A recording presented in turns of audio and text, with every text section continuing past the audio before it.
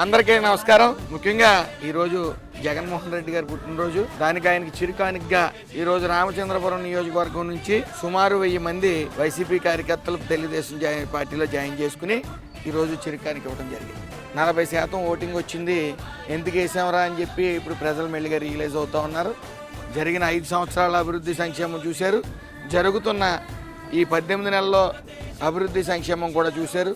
ప్రజలు వ్యత్యాసం చూస్తూ ఉన్నారు. చూసుకుని అభివృద్ధి సంక్షేమం వైపే ఓటేస్తూ ఉన్నారు.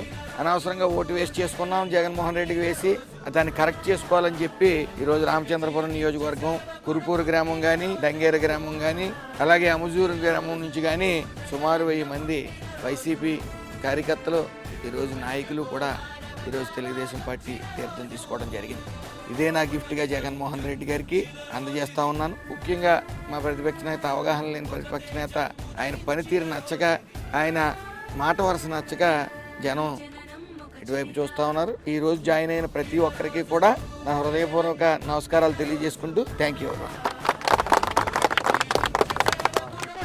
రోజు జయ జయలో చెట్టి పాపాయి, నీకు ఏటేటా ఇలాగే పండగ జరగాలి.